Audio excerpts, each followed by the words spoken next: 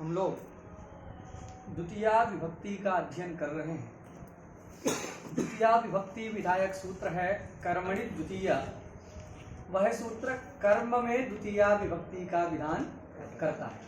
कर्म में द्वितीया का विधान करता है का आशय क्या है कि कर्म अर्थ में विद्यमान जो प्रातिपदिक, कर्म अर्थ को कहने वाला जो प्रातिपदिक, उस प्रातिपदिक से द्वितीया विभक्ति का विधान कर्मणि द्वितीया इस शास्त्र के द्वारा होता है।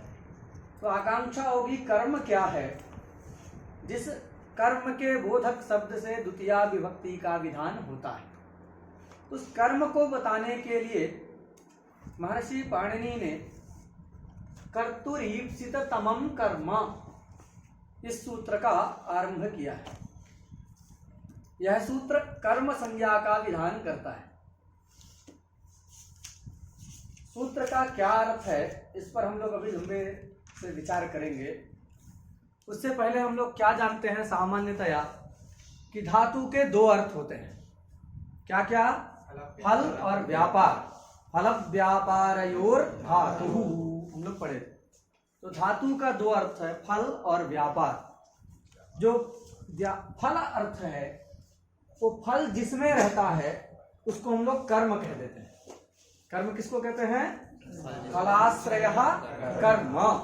धातु अर्थ जो फल, फल से कौन सा लेना है? आम इमली वाला फल नहीं लेना है। फल से किसको लेना है? धात्वर्थ जो फल है उसी को लेना है। तो धात्वर्थ फल का जो आश्रय है उसको कर्म कहा जाता है। तथा धात्वर्थ जो व्यापार है अर्थात क्रिया, उस क्रिया का जो आश्रय है उसको हम कर्ता कहते हैं। सामान्य एग्जाम्पल हम देखते हैं। देवदत्तः ग्रामं गच्छति। देवदत्तः ग्रामं गच्छति में गम धातु है। गम धातु का अर्थ क्या है? तो उत्तर देश संयोग, इतना डाल दी भाई, एक निकल धातु निकलेंगे।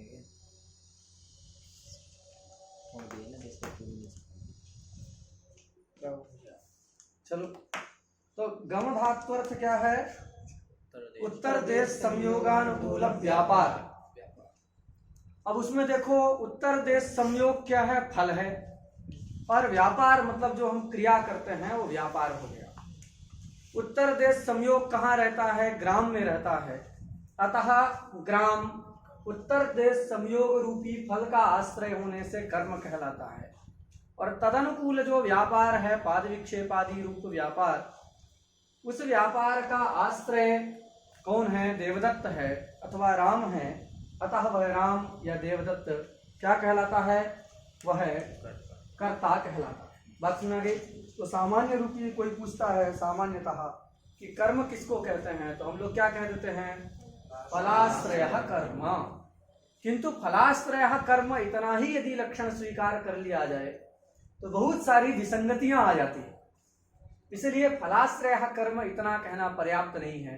हमको कर्तुरीप्सित सूत्र का विशेष अर्थ पढ़ना पड़ेगा, तभी वो सारी समस्याएं दूर होंगी। क्या क्या समस्या आती है तो एक दो हम बता देते हैं। फलाश्रय कर्म, केवल इतना ही कर्म का लक्षण किया जाए तो क्या क्या समस्या आती है, ठीक हो गया? तो उसके लिए देखो प्रयोग क्या होता है। चैत्रः ग्रामं गच्छति, पता है कि नहीं? चैत्रः ग्रामं गच्छति। अब यहाँ पर गमधात्वर्थ फल क्या है? संयोग। संयोग जैसे ग्राम में रहता है वैसे ही चैत्र में भी रहता है कि नहीं? भाई संयोग क्या है? एक संबंध है। और संबंध का लक्षण हम पढ़े थे, संबंधो ही संबंधिभ्याम भिन्नः दुष्टः विशिष्ट बुद्धि नियामकश्च। तो संबंध हमेशा दुष्ट होता है। ये संयोग गम धातु का अर्थ है। वह संयोग जैसे ग्राम में रह रहा है वैसे ही चैत्र में भी रह रहा है। तो फलाश्रय जैसे ग्राम हो रहा है तो ग्राम की कर्म संज्ञा होती है। तद्वत ग्राम की तरह ही संयोग रूपी फल का आश्रय कौन हो गया? चैत्र भी हो गया। अतः क्या प्रयोग होने लगेगा? चैत्रम गच्छति होने लगेगा। बात सुना गया? ये एक आपत्ति आएगी, हम इधर लिखते हैं चैत्रम गच्छति। ग्रामम छोड़ दो, ग्रामम को समझ आ गया? प्रयोग होता क्या है? चैत्रः गच्छति होता है। सिद्धांत ये है चैत्रः गच्छति ये प्रयोग होता है, किंतु चैत्रम गच्छति ये प्रयोग भी होने लगेगा कब? यदि फलाश्रयः कर्म ऐसा स्वीकार करेंगे तब। बात सुना गए?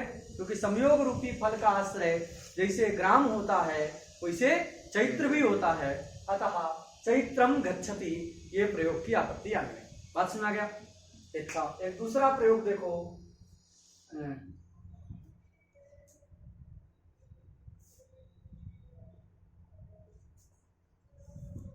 प्रयागात काशीम गच्छति। क्या प्रयोग है? प्रयागात काशीम गच्छति। इसके स्थान में ये होता है सिद्धांततः क्या होने लगेगा? प्रयागम काशी गच्छति ये प्रयोग भी होने लगेगा। अर्थ क्या है? प्रयाग से काशी जा रहा है, प्रयाग से काशी जा रहा है। इस अर्थ में हम लोग क्या प्रयोग करते हैं? प्रयागात काशीम गच्छति, यह साधु प्रयोग है। किंतु फलाश्रयः कर्म, यदि ऐसा लक्षण स्वीकार करेंगे तो फलाश्रय जैसे काशी है वैसे ही प्रयाग भी। देखो जब जा रहा है, देवदत्त ने पाद विक्षेप आदि रूप व्यापार किया तो उस व्यापार से जैसे काशी के साथ संयोग होता है तो एक संयोग रूपी फल उत्पन्न हुआ पाद विक्षेप से, दूसरा विभाग रूपी फल उत्पन्न हुआ कि नहीं? अरे चलने से हम यहाँ से चल के वहां जाएंगे तो क्या होगा? उस देश के साथ संयोग होगा और इस देश के साथ क्या होगा? विभाग होगा।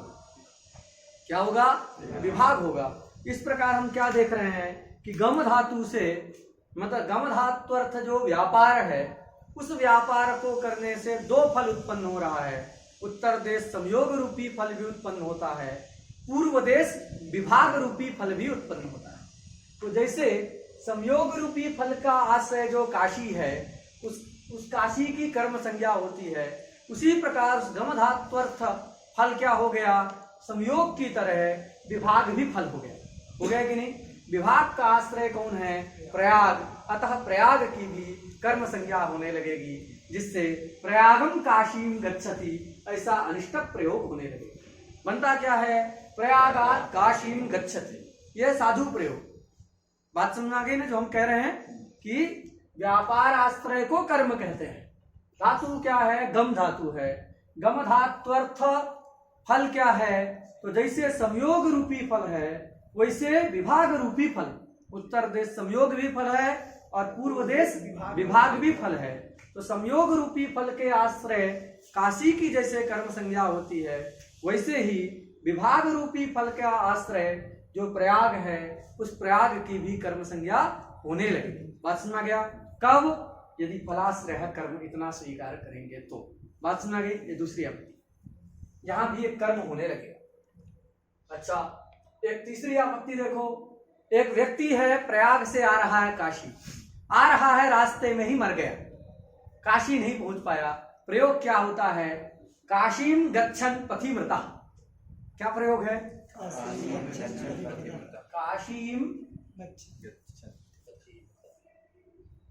गच्छन पथि मृता। काशी जाते हुए, छत्री प्रत्यांत है, काशी गच्छन, काशी जाते हुए रास्ते में मर गए। काशीम गच्छन पथि मृता। अब यहां पर देखो काशी की कर्म संज्ञा हुई है कि नहीं? लेकिन अभी नहीं हो पाएगी। अगर फलाश्रय कर्म इतना करेंगे तो काशी की जो है कर्म संज्ञा नहीं हो पाएगी। क्यों? गमधात्वर्थ फल क्या है? संयोग रूपी फल। उस संयोग रूपी फल तो काशी में रह ही नहीं रहा। संयोग हुआ भी काशी के साथ, पहले ही वो मर गया, रास्ते में ही मर गया। तो जो उसने गमन व्यापार किया, उस गमन व्यापार से जन्य जो संयोग रूपी फल था, उस फल का आश्रय काशी अभी नहीं हुआ तो काशी की कर्म संज्ञा नहीं हो पाएगी। लेकिन होती है कि नहीं? बात सुना गया? तो ये सब सारी समस्याएं हैं। और भी बताएं तो एक वाक्य है, प्रयाग जा रहा है, काशी नहीं जा रहा, तो क्या कहेंगे? प्रयागम गच्छति न तो काशीम, मथुराम गच्छति न तो प्रयागम। प्रयोग होता ना? तो ये मथुरा लिख देते, काशी कई बार आ गया। मथुराम गच्छति न तु प्रयागम।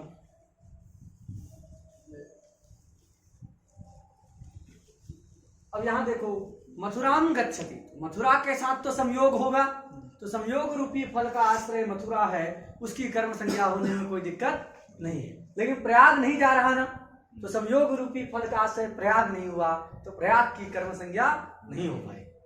तो ये बहुत सारी विसंगतियां आ जाएंगी कब, जब फलाश्रय कर्म इतना ही लक्षण स्वीकार करेंगे तो। बात समझ आ गई? देखो ये आपत्ति है, और ये सब ये एक आपत्ति है कि चैत्र की कर्म संज्ञा होने लगेगी, ये एक आपत्ति हो गई। प्रयाग की भी कर्म संज्ञा प्रयागम बनने लगेगा, ये दूसरा आपत्ति है। प्रयागम ऐसा होने लगेगा क्योंकि विभाग रूपी फल का आश्रय है, तो ये दूसरी आपत्ति हुई। काशीम गच्छन पथिमृतः में काशी की कर्म संज्ञा नहीं हो पाएगी, ये जो है कर्म संज्ञा की अनापत्ति हुई। उधर आपत्ति है, चैत्र के कर्म संज्ञा की आपत्ति है, होने लगेगी।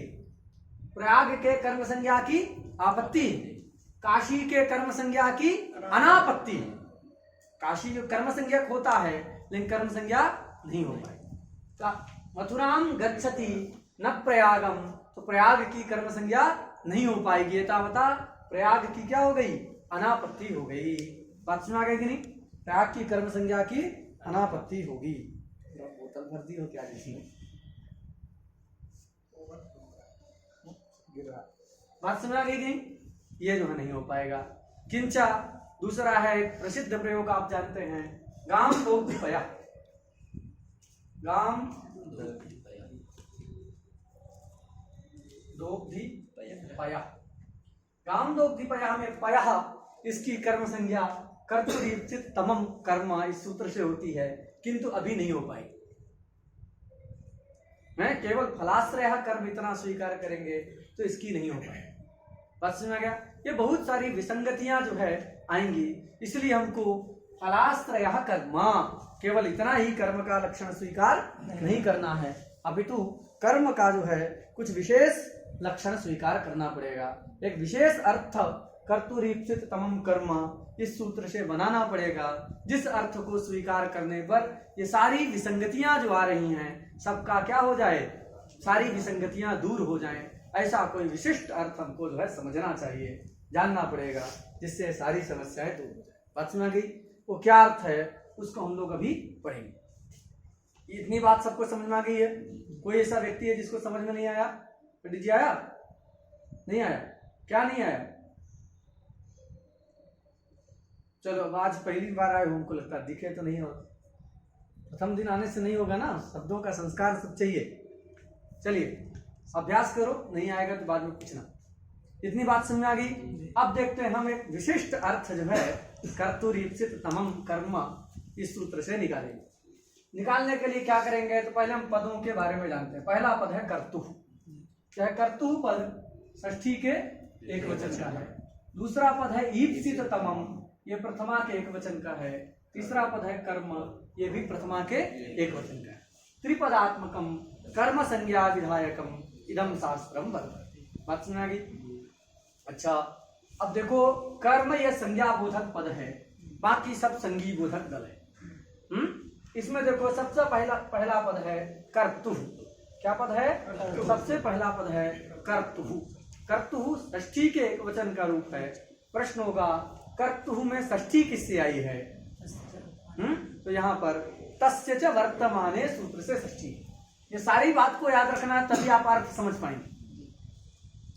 तो क्या सूत्र है? ये जो है कर्तु कैसे बना है, तो तस्य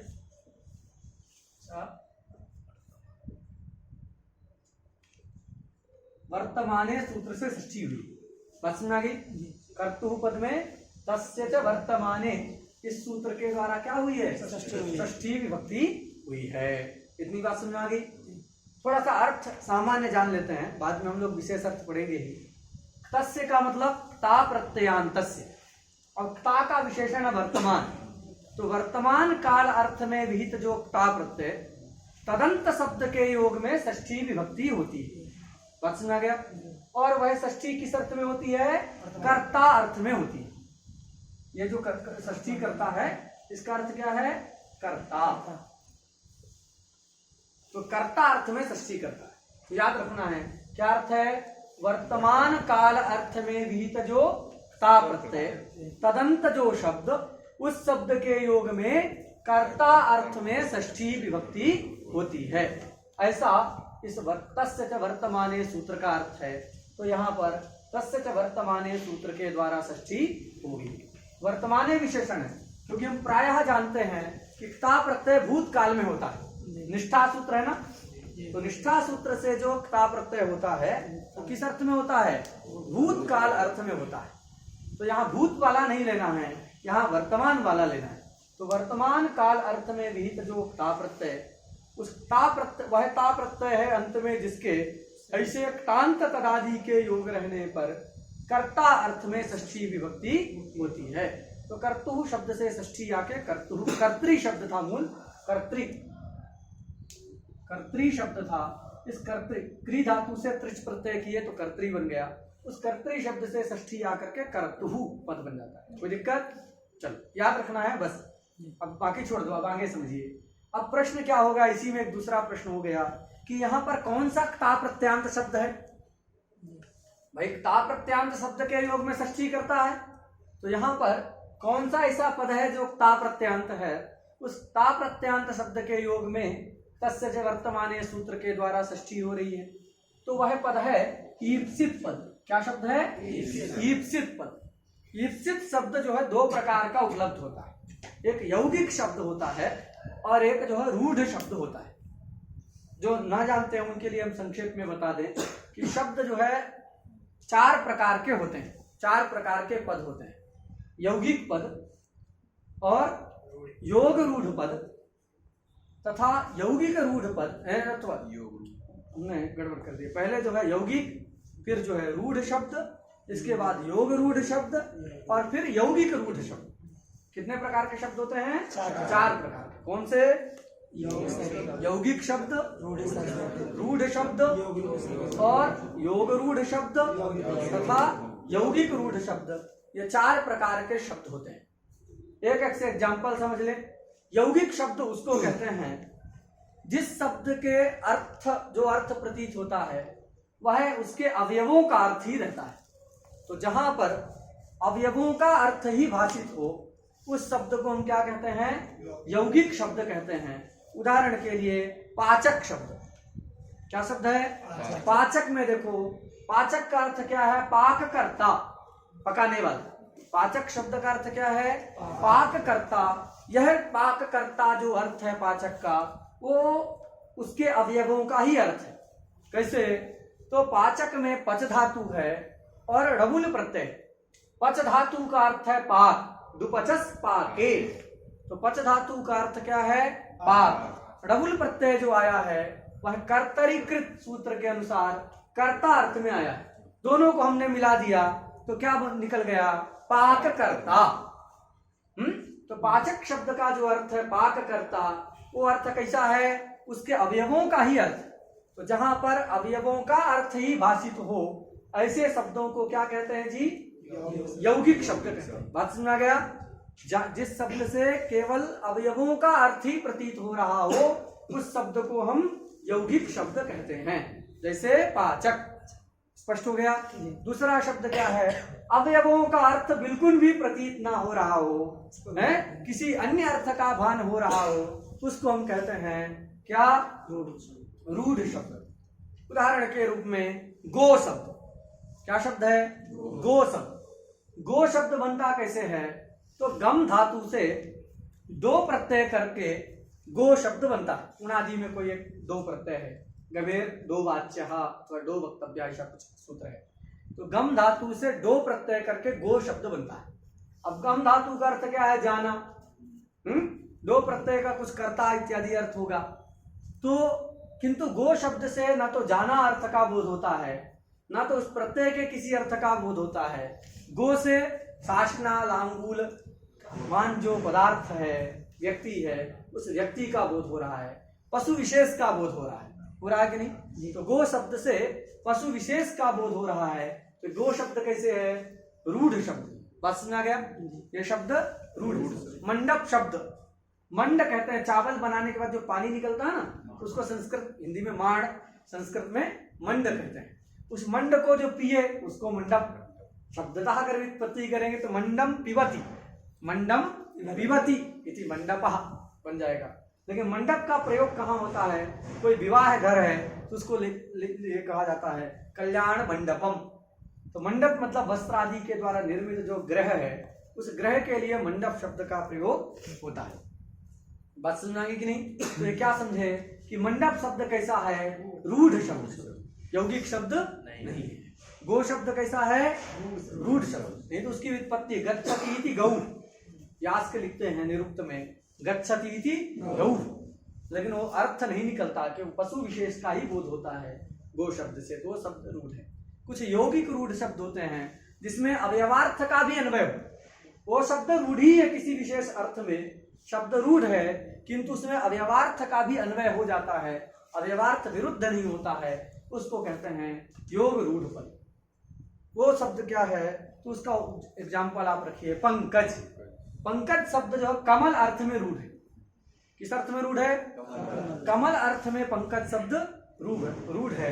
पद्म के लिए कमल पंकज शब्द का प्रयोग होता है, किंतु उस पंकज में उसका जो अवयव है, उन अवयवों का अर्थ भी अन्वित होता है। अवयव क्या? पंख, पंख मतलब कीचड़। जन धातु है, जनि प्रादुर्भावे, उसका अर्थ है जनी मतलब उत्पत्ति। और जो प्रत्यय हुआ है वो कर्ता अर्थ में हुआ है, पंकज में कर्ता अर्थ में हुआ है। तो क्या अर्थ प्रतीत होता है? पंक जनि कर्तृत्व। अवयवार्थ क्या है? पंक जनि कर्तृत्व। पंख मतलब कीचड़, जन धातु का अर्थ जनी मतलब उत्पत्ति, जन्म, और कर्ता प्रत्यय का। तो पंक जनि कर्तृत्व ये कमल में अन्वित हो सकता है कि नहीं? होता है। तो वह शब्द तो रूढ़ है, किंतु उसमें अवयवार्थ का भी यदि अन्वय हो तो उसको क्या कहते हैं जी? योग रूढ़ कहते हैं। बात सुना गई कि नहीं? तो ये पंकज उसका उदाहरण आप याद रखें। अन्य के लिए कीचड़ से तो मच्छर भी उत्पन्न होता है, लेकिन उसके लिए पंकज का व्यवहार नहीं होता, क्योंकि वो पंकज शब्द क्या है? रूढ़ है, पुष्प विशेष में रूढ़ है। किंतु योग रूढ़ क्यों कहते हैं? क्योंकि उसमें जो योगार्थ है, पंकजनि कर्तृत्व रूपी जो अर्थ है, उस अर्थ का भी अन्वय संभव है, उसका भी अन्वय हो सकता है। अतः वो जो पंकज शब्द क्या है? योग रूढ़ शब्द। कुछ यौगिक रूढ़ शब्द होते हैं, जैसे उद्भिद शब्द। उद्भिद शब्द जो है उद्भिद्य जायन्ते इति उद्भिजाः, ऐसा जब अर्थ करेंगे तो जो है वो वृक्षों का, लताओं का, जो पृथ्वी का भेदन करके निकलते हैं, छोटे छोटे पेड़ पौधे, लताएं, उन सब का बोधक हो जाएगा उद्भिज। मीमांसा में उद्भिज से एक याग विशेष है, उद्भिदा यजेत पशु काम। जिस व्यक्ति को चाहिए हमारे घर में बहुत सारे जो है घोड़े हो जाएं, बहुत सारी गाय हो जाएं, तो ऐसे जिसको पशु की कामना है उस व्यक्ति को क्या करना चाहिए? उद्भिद नाम का याग करना चाहिए। उद्भिदा यजेत पशु कामः। तो अन्य वृत्ति से अन्य अर्थ का बोध करा रहा है, उसको यौगिक भी कहते हैं। योग वृत्ति से किसी और अर्थ का बोध करा रहा है, और रूढ़ से किसी और अर्थ का बोध करा रहा है। यौगिक अर्थ लेंगे उद्भिज का तो तरु, गुल्म, लता, इन सब का बोध होगा, और जब रूढ़ अर्थ लेते हैं तो उससे केवल याग का बोध होता है, इसलिए वो यौगिक रूढ़ है उद्भिद से। तो 4 प्रकार के शब्द होते हैं। उन 4 प्रकार के शब्दों में से ईप्सित जो शब्द है वह यौगिक शब्द है, रूढ़ शब्द नहीं।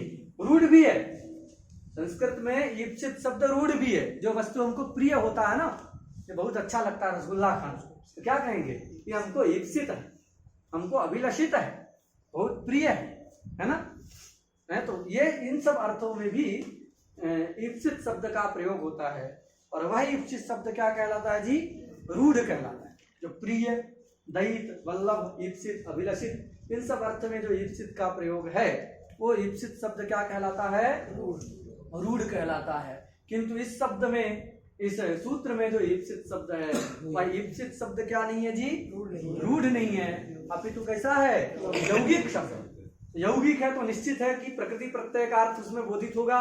तो हम विचार करते हैं कि ईप्सित शब्द बना कैसे, तभी उसका अर्थ हम जान पाएंगे। तो देखो कैसे बनता है ईप्सित शब्द, और ये ता प्रत्यांत है, तभी उस ता प्रत्यांत के योग में कर्तृ में षष्ठी हो सकती है। तो देखो कैसे बनता है, आपलरी धातु है, क्या धातु है, आपलरी व्याप्तौ, आपलरी व्याप्तौ धातु, क्या धातु है, आपलरी व्याप्तौ धातु, व्याप्ति अर्थ में धातु, लरी की संज्ञा हो जाती है उपदेश से जमुना से कित से, तस्य लोपा से लोप हो जाएगा, बचेगा केवल क्या, आप धातु से हम इच्छा अर्थ में सन प्रत्यय करते हैं, क्या करते हैं, आप धातु से इच्छा अर्थ में सन प्रत्यय करते हैं। सन प्रत्यय करने वाला सूत्र क्या है, धातु कर्मणः समान कर्तृका दीक्षायाम वा, सूत्र लिखेंगे नहीं, उसको खोज के याद कर लीजिएगा, धातु कर्मणः समान कर्तृका दीक्षायाम वा, से इच्छा अर्थ में सन प्रत्यय होता है। जिज्ञासा पिपासा सब आप शब्द जानते हैं, उन सब में सभी शब्दों में क्या है, सन प्रत्यय हुआ है, और सन प्रत्यय करने वाला सूत्र है धातु कर्मणः समान कर्तृका दीक्षायाम वा, इच्छा अर्थ में सन प्रत्यय होता है। इच्छा अर्थ में आप धातु से हम क्या किए, सन प्रत्यय कर दिए, क्या स्थिति हो गई, आप सन में अनुबंध लोप हो जाएगा, बचेगा सा, ना कि संज्ञा होकर लोप हो गए, आप सा, ये स्थिति होगी। अब एक सूत्र है सनी अंगो, ठीक है, सनी अंगो हो, इस सूत्र के द्वारा क्या होता है, सन्नंत जो होता है, सन्नंत जो धातु है उसको जो है द्वित्व होता है, तो सन्नंत धातु क्या हो गई, आप सा, ये पूरा एक धातु भी है, देखो पहले आप भी धातु था, बाद में सा होने के बाद भी ये धातु है, आप सा, लेकिन सूत्र अलग अलग है। आप किस सूत्र के द्वारा धातु संज्ञक था, भूवादयो धातवः के द्वारा, आप सा किस सूत्र के द्वारा धातु संज्ञक है, सनाद्यंता धातवः सूत्र के द्वारा, बात सुना गई, तो ये आप से धातु हो गई। अब सन होने के कारण संयंगों के द्वारा आपको द्वित्व हो जाएगा, तो एक आप हम और लिख देते हैं, क्या हो स्थिति हो गई, आप सा बन गया, आप सा, ये स्थिति हो गई। और एक सूत्र है अत्र लोपोभ्यासस्य, क्या सूत्र है, अत्र लोपोभ्यासस्य, ये हम लिख देते हैं थोड़ा सा, धातु कर्मणः, ऐसा करके आप सर्च कर लीजिए, धातु कर्म। फिर दूसरा सूत्र क्या है, अत्र संयंगो, अत्र संयंगो भी से द्वित्व हुआ है। चलो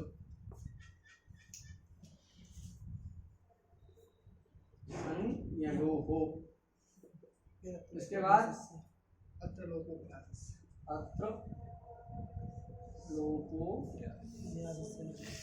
अभ्यासस्य, अत्र लोपोभ्यासस्य से क्या हो जाएगा, ये पूर्व वाले की अभ्यास संज्ञा होती है उसका लोप हो जाएगा, लोप हो गया तो आप सा स्थिति रहेगी।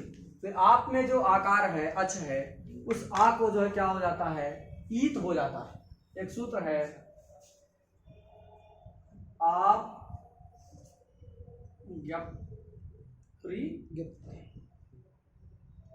धामी, ठीक है, आप यप्रिधामी,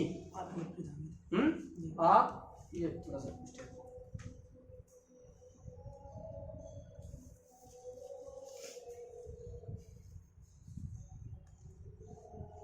आप यप्रिधामी, तीन धातु है यहाँ, आप धातु है, यपी धातु है, रिध धातु। तो आप धातु, यप धातु, रिध धातु का जो अच होता है, उस अच के स्थान में क्या हो जाता है, ईत आदेश होता है। ईत मतलब दीर्घी का। कितने धातु हैं, आप, यपी, रिध, आप, यपी, रिध, इन तीन धातुओं का जो अच है, उस अच के स्थान में क्या होता है, ईत होता है, सन के परे रहते। तो देखो इसका तो लोप हो गया है, स्थिति क्या थी, आप सा, सन पर में है, साधी सन के परे रहते, आप धातु का जो अच है आकार, उसको ईत हो जाएगा, ईत मतलब दीर्घीकार, क्या स्थिति हो गई, क्या धातु बन गई, ईप्स धातु है। ईप्स धातु से क्या होता है, ता प्रत्यय होता है। कौन प्रत्यय होता है, ता प्रत्यय होता है। तो ता प्रत्यय में का ता, एक ता प्रत्यय होता है। सूत्र है मति बुद्धि पूजा, मति बुद्धि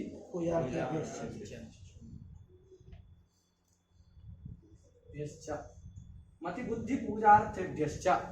तो मति बुद्धि पूजार्थेभ्यश्च इस सूत्र के द्वारा ता प्रत्यय होता है। बात समझ आ गई? मति बुद्धि पूजार्थेभ्यश्च क्या करता है? मत्यर्थक धातु, बुद्ध्यर्थक धातु तथा पूजार्थक धातुओं से वर्तमान काल अर्थ में ता प्रत्यय करता है। और वह ता प्रत्यय कर्म को कहे। किसको कहेगा? कर्म अर्थ में होता है, लेकिन उसका काल कौन सा रहेगा? वर्तमान काल को कहेगा और कर्म अर्थ को कहे। तो मत्यर्थक धातु, बुद्ध्यर्थक धातु तथा पूजार्थक धातु से ता प्रत्यय का यह विधान करता है। समझ में आ गया? अब प्रश्न होगा कि यहाँ ये ईप्स धातु कौन सी है? ना तो मत्यर्थक लग रही है, ना बुद्ध्यर्थक लग रही है, ना ही पूजार्थक लग रही है। होगा कि नहीं? तो उसको आपको समझना पड़ेगा। देखो, मति का मतलब जो है क्या है? यहाँ मति शब्द का अर्थ है इच्छा। मति का अर्थ क्या है? इच्छा। बुद्धि नहीं है, क्योंकि बुद्धि पृथक से तया लिखा है। अगर बुद्धि ही होता मति का अर्थ तो फिर बुद्धि लिखने की जरूरत नहीं थी। तो मति मतलब इच्छा। तो मत्यर्थक धातु मतलब इच्छार्थक धातु से ता प्रत्यय होता है। हो गया कि नहीं? दूसरा है बुद्धि। बुद्धि शब्द का अर्थ क्या है? ज्ञान। बुद्धि मतलब ज्ञान। बुद्धिर ज्ञानम तर्क संग्रह में है। तो सर्व व्यवहार हेतु गुणोर बुद्धि ज्ञानम। बुद्धि मतलब ज्ञान। तो बुद्ध्यर्थक धातु मतलब ज्ञानार्थक। और पूजा मतलब अगरबत्ती को माना, पूजा मतलब सत्कार। पूजा मतलब गुरु जी की तो हम रोज पूजा करते हैं, लेकिन गुरु जी कहते हैं बेटा ये काम मत करो तो वो नहीं करेंगे। तो इसका मतलब आप पूजा नहीं करो। अगरबत्ती घुमाने को पूजा नहीं कहते। पूजा मतलब क्या होता है? सत्कार। उनका सम्मान करो। सम्मान मतलब जो कह रहे हैं उसका पालन करो। आज्ञा पालन से बड़ा कोई सम्मान नहीं। गुरुजनों की, माता पिता के आज्ञा पालन से बढ़ करके कोई उससे बड़ा उनका सम्मान नहीं। वो जो कहते हैं उसकी आज्ञा का पालन करो। वो आज्ञा का पालन करना ही उनकी पूजा है, उनका सत्कार है, उनकी सेवा। और वो आज्ञा इसीलिए देते हैं क्योंकि आपका उत्कर्ष, वो अपने लाभ के लिए नहीं देते। तो क्या समझे? मति मतलब इच्छा, बुद्धि मतलब बुद्धि, पूजा मतलब सत्कार। तो इच्छार्थक धातु, ज्ञानार्थक धातु तथा सत्कारार्थक, पूजार्थक जो धातु हैं, उन धातुओं से वर्तमान काल अर्थ में कर्म को कहने वाला ता प्रत्यय होता है। तो हम देखते हैं ईप्स धातु कैसी धातु है? हमारी इच्छार्थक धातु है कि नहीं है? क्योंकि सन प्रत्यय हुआ है। सन प्रत्यय इच्छा में होता है। ईप्स धातु का अर्थ क्या हो गया? इच्छा। आप तुम इच्छा। ईप्स का अर्थ क्या है? आप तुम इच्छा। आप धातु भी है ना, आप तुम इच्छा। व्याप्ति का मतलब है यहाँ संबंध। अभी हम बताएंगे। व्याप्ति है ना, आप व्याप्तो। व्याप्ति मतलब संबंध। तो आप तुम इच्छा मतलब संबद्धुम इच्छा। कुल मिलाकर के ईप्स धातु क्या हो गई? इच्छार्थक धातु हो गई।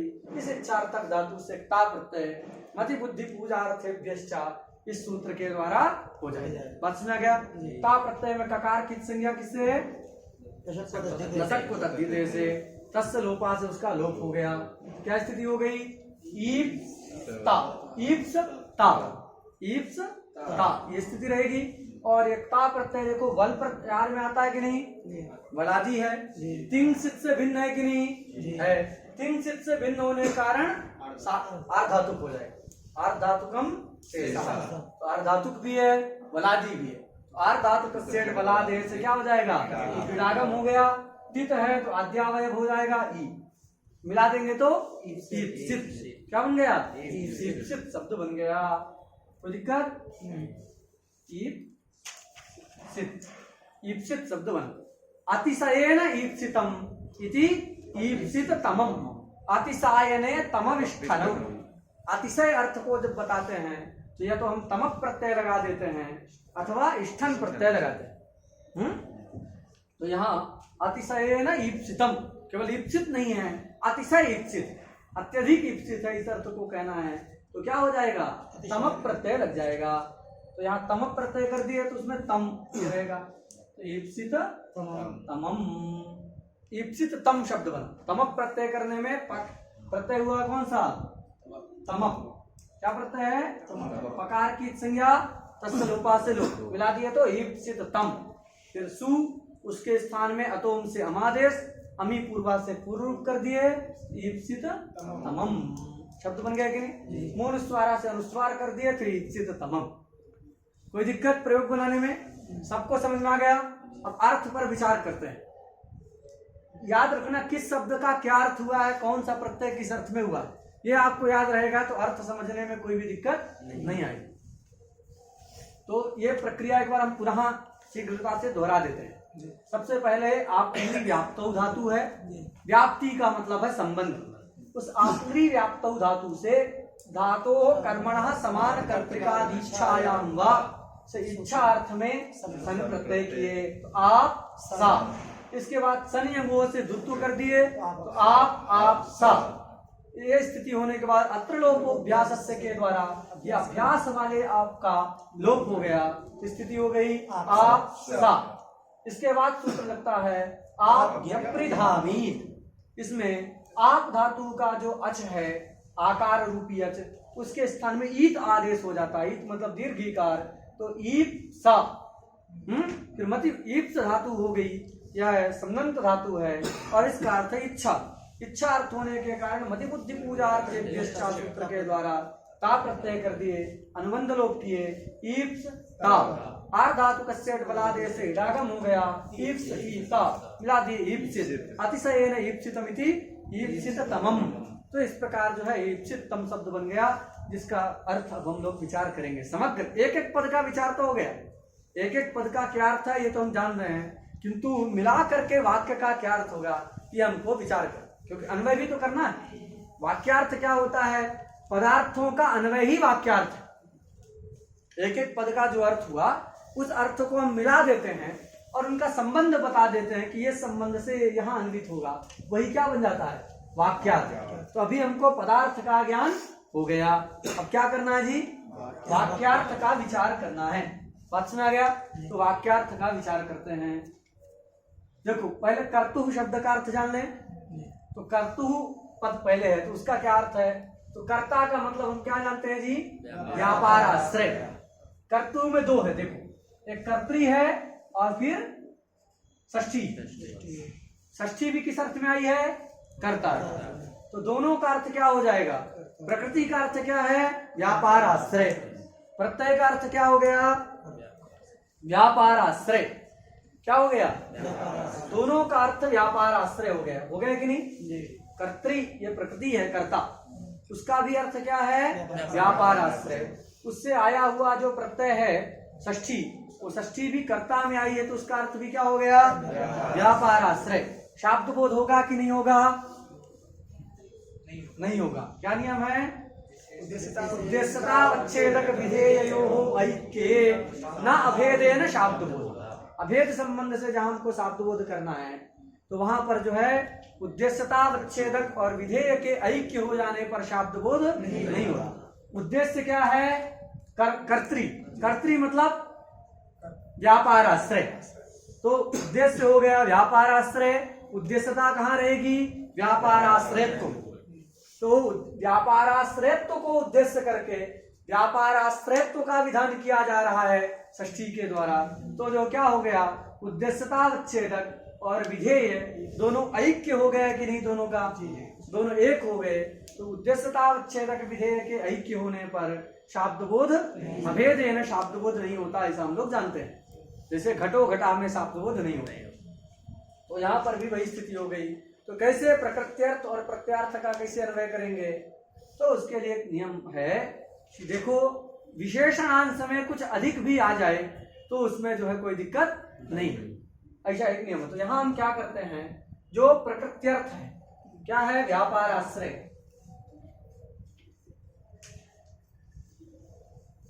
प्रकृत्यर्थ क्या है? व्यापार आश्रय। प्रत्यार्थ भी क्या है? व्यापार आश्रय। दोनों का यही अर्थ स्वीकार करेंगे तो अभेद संबंध से अन्वय नहीं हो पाएगा। बात समझ आ गई? इसलिए हम क्या करते हैं कि जो प्रत्यार्थ में व्यापार अंश है प्रत्ययार्थ क्या है? व्यापाराश्रय। उस व्यापार अंश का परित्याग कर देते हैं। क्या कर देंगे? उसका परित्याग कर देंगे, उसको अविवक्षित मान लेंगे और उस षष्ठी का अर्थ क्या मानेंगे? केवल अरे व्यापार को छोड़ दिए तो क्या बचा? आश्रय। बात समझ गया? तो यहाँ पर अगर प्रकृत्यर्थ व्यापाराश्रय माना जाए तथा प्रत्ययार्थ भी व्यापाराश्रय स्वीकार किया जाए तो उद्देश्यतावच्छेदक विधेययोः ऐक्येन शाब्दबोधः, इस नियम के अनुसार यहाँ पर अभेद संसर्ग से प्रत्ययार्थ और प्रकृत्यर्थ के मध्य में शाब्दबोध नहीं हो पाएगा। बात सुना गया? अतः क्या करते हैं कि व्यापार अंश का जो षष्ठ्यर्थ में व्यापार प्रविष्ट है उस व्यापार अंश का हम लोग क्या कर देते हैं? परित्याग कर देते हैं। अब दोनों ऐक्य हुआ क्या? नहीं हुआ। यहाँ एक व्यापार विशेष है, व्यापार का आधिक्य भान। आश्रय तो इधर भी है, आश्रय इधर भी है, तो उद्देश्य दल में भी क्या ये विशेषण है? ये विशेष है। जो विधेय होता है वो विशेष से होता है। तो विशेष से क्या है? आश्रय। तो विशेषण दल जो है उसमें व्यापार अंश अधिक है कि नहीं है? तो विशेषण अंश में अधिकावगाही शाब्दबोध जो वैयाकरण लोग स्वीकार करते हैं। वैयाकरण लोग क्या कहते हैं कि विशेषण अंश में कुछ अधिक आ जाए तो भी वो शाब्दबोध वहां पर हो जाता है। तो यहाँ विशेषण क्या है? व्यापार आश्रय विशेषण है, उसमें व्यापार अंश अधिक है कि नहीं है? विधेय की अपेक्षा, विशेष्य की अपेक्षा व्यापार अंश विशेषण में अधिक है। तो विशेषण अंश में अधिकावगाही शाब्दबोध स्वीकार करते हैं, अतः दोनों का परस्पर अभेद संबंध से अन्वय हो जाएगा। तो कर्तुः पद का अर्थ क्या हो गया? व्यापाराश्रया भिन्न आश्रय।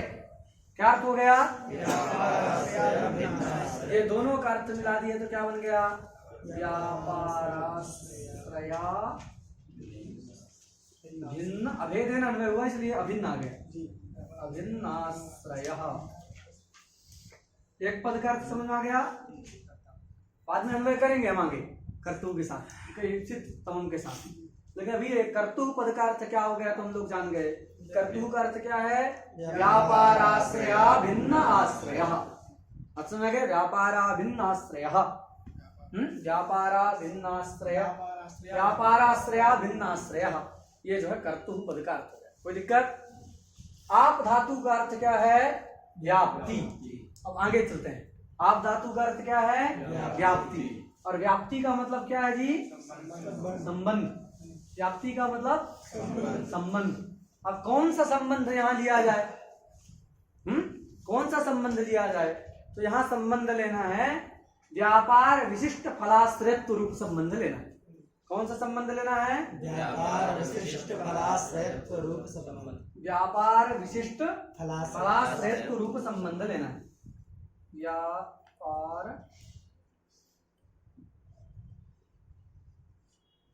विशिष्ट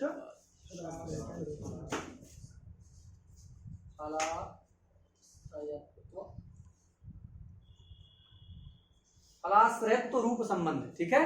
कौन सा संबंध है?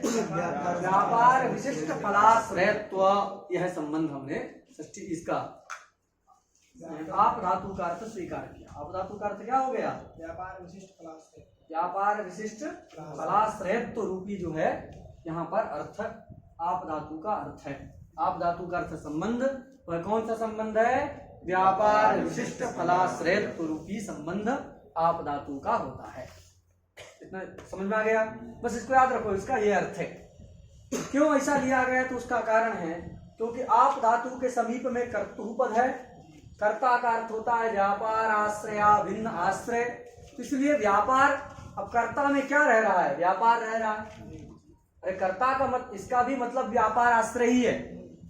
व्यापार आश्रया भिन्न आश्रय का मतलब क्या है? व्यापार आश्रय ही है। तो व्यापार आश्रय करता है, उसमें विशेषण क्या है? व्यापार। तो कर्ता पदार्थ है व्यापार आश्रय, उस कर्ता पदार्थ में विशेषण क्या हुआ? व्यापार। तो समीप में कर्तु पद है, उस कर्तु पद का अर्थ हो गया व्यापार आश्रया भिन्न आश्रय। उस कर्तृ पदार्थ में विशेषण है व्यापार, अतः कर्तृ पदार्थ विशेषणीभूत जो व्यापार है उस व्यापार के माध्यम से ही हम एक संबंध बनाते हैं। तो क्या संबंध बनाए? व्यापार विशिष्ट फलाश्रयत्व रूप संबंध। और भी कोई ले सकते थे, यही संबंध क्यों लिए? क्योंकि यह उपस्थित है।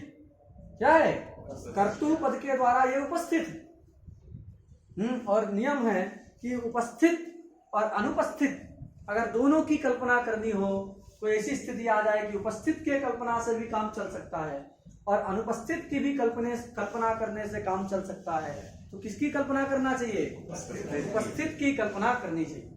समझ जाइए कि आपको अभी ब्राह्मण भोजन कराना है। अब जो है अब ब्राह्मण भोजन कराना है, कोई केरल से आया है, कोई उड़ीसा से आया है, कोई बिहार से आया है। अब बनारस में 2 ब्राह्मणों को भोजन कराना है, 3 ब्राह्मणों को भोजन कराना है। अब भोजन कराना तो यहाँ काशी में बहुत ब्राह्मण उपस्थित हैं।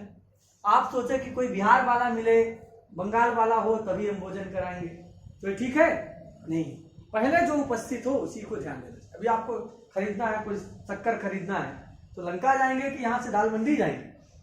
वही चीज लंका में मिल जा रहा है तो दाल मंडी नहीं जाएंगे ना। तो जो पहले उपस्थित है उसी से जो है कार्य करना होता है। नियम है, उपस्थित को छोड़ के अनुपस्थित की कल्पना करना उचित नहीं। उपस्थितिम परित्यज्य अनुपस्थित कल्पनायाः अन्याय्यत्वम्। उपस्थित को छोड़ के अनुपस्थित की कल्पना करना अन्याय्य है, अनुचित। बात समझ में आ गया? तो यहाँ उपस्थित कौन है? व्यापार, कर्तृ पदार्थ विशेषणीभूत व्यापार। केवल व्यापार नहीं कहेंगे, ये कैसा व्यापार है? कर्तृ पदार्थ विशेषणीभूत। कर्तृ पदार्थ क्या है? व्यापार आश्रय भिन्न आश्रय।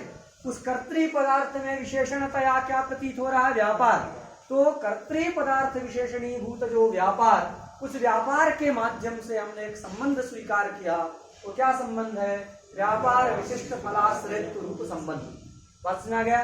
तो व्यापार विशिष्ट फलाश्रयत्व किसका अर्थ है? आप धातु। बात समझ आ गया? उसके बाद क्या प्रत्यय हुआ जी?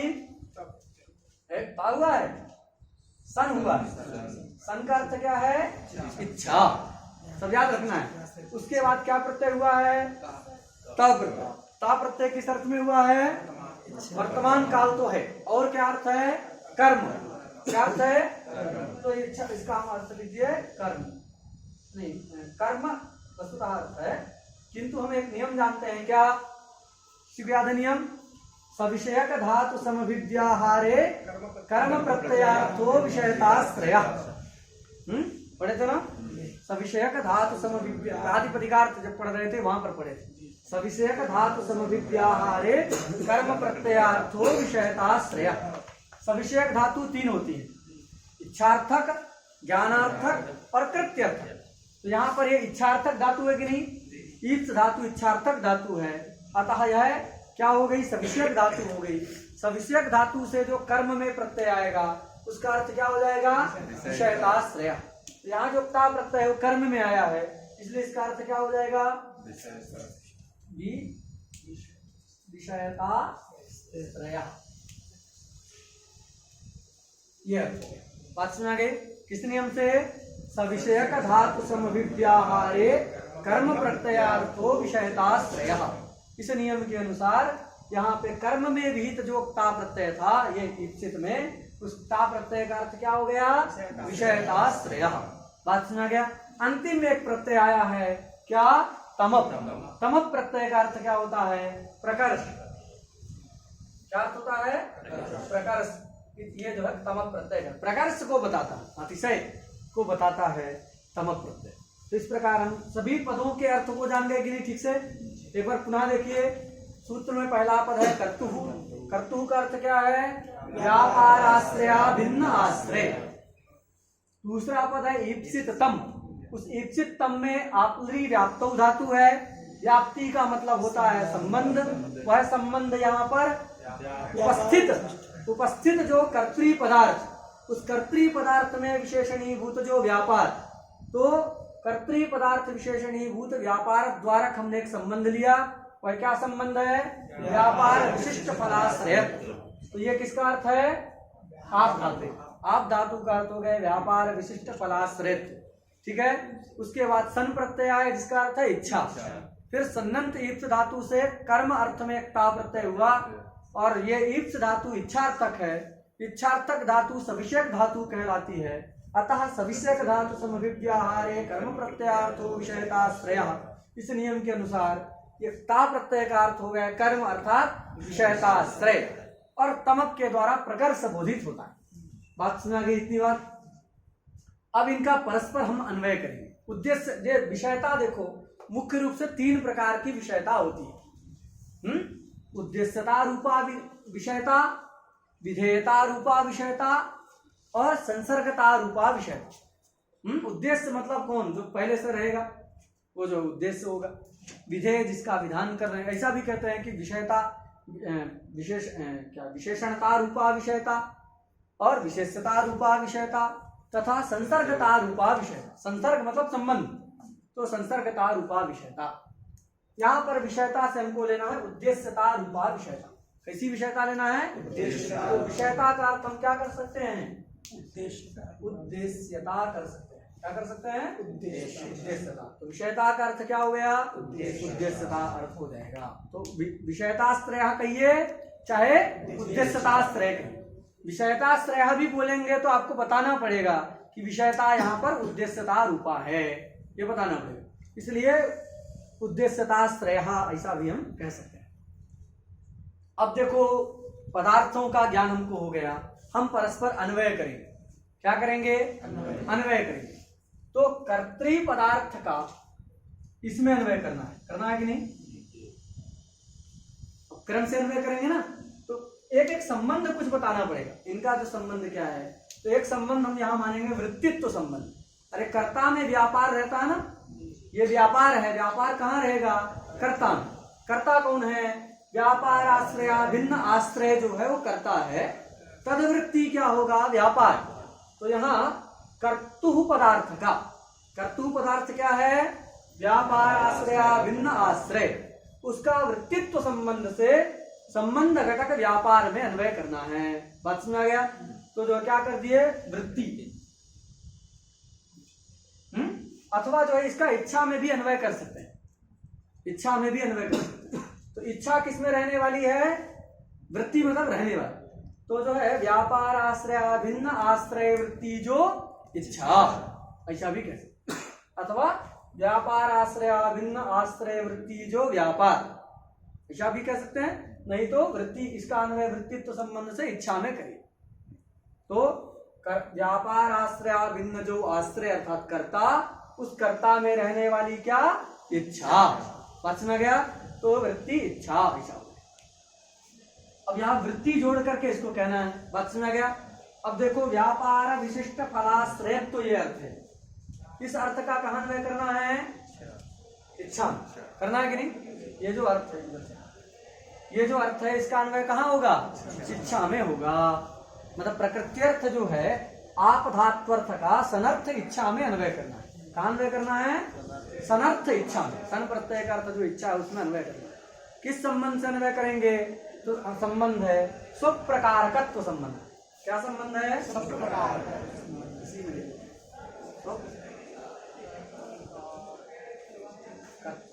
क्या संबंध है? स्वप्रकारकत्व संबंध से अन्वय। बात समझ आ गया? किस संबंध से अन्वय हो गया? किसका? आपधात्वर्थ व्यापार विशिष्ट फलाश्रयत्व का सनर्थ इच्छा में स्वप्रकारकत्व संबंध से अन्वय हो गया। क्या कहोगे? आपधात्वर्थ व्यापार विशिष्ट फलाश्रयत्व का स्वप्रकारकत्व संबंध से सनर्थ इच्छा में अन्वय होता है। कितना बात समझा गया? तो और इच्छा का जो है किसमें अन्वय करना है? विषयता। विषयता उद्देश्यता रूपा है। किस संबंध से करेंगे? तो निरूपितत्व संबंध से। किस संबंध से करेंगे? ये संबंध एक हो गया निरूपित। क्या संबंध है? निरूपितत्व संबंध है। लेकिन जब हम पूरा एक साथ बोलेंगे तो त्व हटा देना है। यहाँ पर भी स्वप्रकारकत्व में त्व हटा के प्रकारक, ऐसा ही कहना। बात समझ गया? इतनी समझ में आ गई बात? अब कोई कहे कर्तुरीप्सित तमम सूत्र का अर्थ क्या है, तो क्या बोलेंगे आप? क्रम से बोलो। व्यापार आश्रय भिन्न आश्रय वृत्ति व्यापार विशिष्ट फलाश्रय। तो गड़बड़ा गए। स्व शब्द से किसको लेना है? जिसका अन्वय कर रहे हैं उसको स्व से ले लेना। समझ आ गया? स्वप्रकारकत्व संबंध है, मतलब संबंध तो प्रकारकत्व ही है। यहाँ पर भी ऐसे हम लिखेंगे तो स्वनिरूपितत्व संबंध हो जाएगा। क्या होगा? स्वनिरूपितत्व। तो जिसका अन्वय करना है उसी को स्व से लेना है। तो किसका अन्वय कर रहे हैं जी? व्यापार विशिष्ट फलाश्रयत्व। तो स्व से यही आ गया, तो इसलिए अब फिर से इसको नहीं बोलना है, केवल प्रकारक बोलना है। प्रकारकत्व भी नहीं बोलना है, प्रकारक इच्छा। क्या बोलना है? प्रकारक है इच्छा, गुण हो जाएगा प्रकारक इच्छा। फिर इसका निरूपितत्व संबंध से कर रहे हैं, स्व से फिर इच्छा। स्वनिरूपित मतलब इच्छा निरूपित। तो इसलिए फिर से इच्छा एक बार बोल चुके हैं तो उसको कहने की जरूरत नहीं है, सीधे निरूपित उद्देश्यताश्रय। अच्छा, निरूपित गुण कर दो, निरूपितो उद्देश्यताश्रय। तो कर्तुरीप्सित तमम कर्म का क्या अर्थ है जी? व्यापाराश्रया भिन्न आश्रय वृत्ति व्यापार विशिष्ट फलाश्रय प्रकार के इच्छा निरूपित उद्देश्यताश्रय। नहीं समझ में आया क्या जी? नहीं आया आपको? बोलो एक बार, बोलो क्रम से पहले देख के बोलो, अभी याद नहीं है तो। व्यापार ये कर्ता का अर्थ है। व्यापार आश्रय भिन्न आश्रय वृत्ति व्यापार विशिष्ट फलाश्रय प्रकार के इच्छा निरूपित उद्देश्यताश्रय। अरे पंडित जी लिखो कितना है, सब लिखो, लिखना कम है, थोड़ा समझने की कोशिश करो। लिख करके रटना नहीं है। अगर रटाना होता हमको तो हम एक वाक्य में सारा लिखा करके इतना देर से प्रपंच क्यों करते? लिखे कंठ करेंगे तो भूल जाएगा, समझे? तो कंठ करेंगे वो क्या होगा? भूल जाएगा। आप उसको समझिए, क्या क्या पदार्थ है, किसका कहाँ अन्वय हुआ है। ये देखो एक साथ बोल रहे हैं, इसको सजा करके बोलना है। जैसे आपको लगे किसी को बताना है तो कैसे बताएंगे? समझ, आप समझ के बोल रहे हैं, कैसे पता चलेगा? डायरेक्ट कैसा बोल दोगे तो लोगों को लगेगा रटा हुआ है। बोलना है तो देखो कैसे बोलना है? व्यापार आश्रय भिन्न आश्रय वृत्ति व्यापार विशिष्ट फलाश्रयत्व प्रकारिका, फलाश्रयत्व प्रकारिका या इच्छा। प्रकारिका हो जाएगा क्योंकि इच्छा स्त्रीलिंग का है। तो व्यापार विशिष्ट फलाश्रयत्व प्रकारिका या इच्छा तादृश इच्छा निरूपित या उद्देश्यता। उससे निरूपित उद्देश्य, तादृश इच्छा निरूपिता या उद्देश्यता तदाश्रयम यत् कारकम। कारकम भी जोड़ना, कारकम का अधिकार है ना, तो कारकम की निवृत्ति आ रही है तो वहां कारकम भी बाद में जोड़ना। यत् कारकम तत् कर्म संज्ञकम भवति। समझ आ गया कि नहीं? तो ऐसे भी अलग अलग करके भी आप बोल सकते हैं। ऐसे कहीं बोलेंगे तो लोगों को लगेगा आप समझ के बोल रहे हैं। केवल पंक्ति बोल दिए रट के तो लोगों को लगेगा आप रट के बोल रहे हैं, और विद्वान लोग सब समझ जाते हैं कि कौन कैसे बोल रहा है। तो इसलिए क्या बोलना है?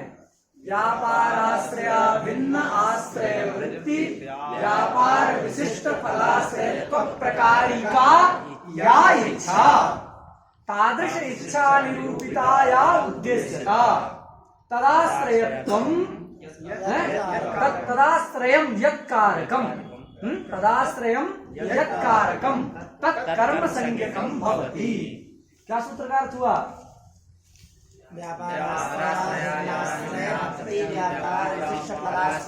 प्रकारिका या इच्छा तादृश इच्छा निरूपिता या उद्देश्यता तदाश्रयम यत्कारकम तत्कर्म संज्ञकम भवति। ये सूत्र का अर्थ हो गया। कोई दिक्कत? सबको समझ में आ गया? कहीं घटाएं? नहीं, समय हो गया क्या? चलो, तो अब अर्थ हम लोग समझ गए हैं। कल इसको घटाएंगे और ये जितनी आपत्ति थी सारी आपत्तियों का वारणी अर्थ स्वीकार करने में कैसे होता है ये भी हम लोग जानेंगे। बात सुना गई? श्री गुरु चरण कमलेभ्यो नमः।